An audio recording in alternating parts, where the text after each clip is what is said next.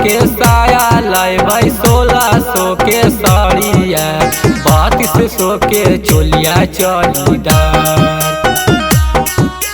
400 के साया लाइबै 1600 के साड़िया 3200 के चोलिया चौलीदार।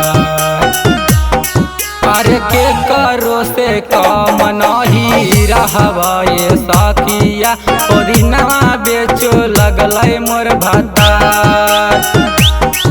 अरे के करो से काम नहीं रहबा ये साखिया पुदीनवा बेचो लगलै मोर भतार। 400 के साया लाइबै 1600 के साड़िया 3200 के चोलिया चौलीदार।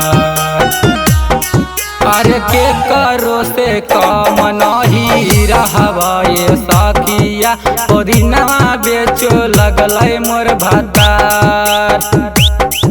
अरे के करो से काम नहीं रहबा ये साखिया पुदीनवा बेचो लगलै मोर भतार।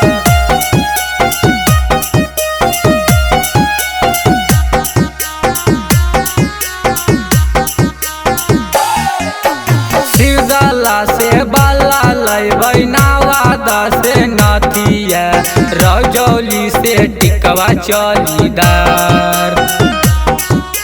शिवदला से बाला लैबै नवादा से नथिया रजौली से टिकवा चौलीदार। अरे के करो से काम नहीं रहबा ये साखिया पुदीनवा बेचो लगलै मोर भतार। अरे के करो से काम नहीं रहबा ये साखिया पुदीनवा बेचो लगलै मोर भतार।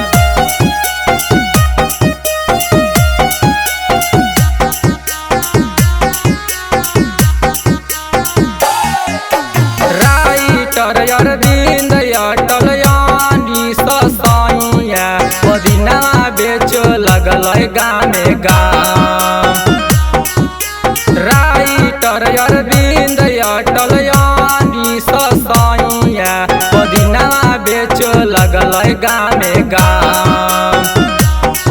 अरे के करो से काम नहीं रहबा ये साखिया पुदीनवा बेचो लगलै मोर भतार।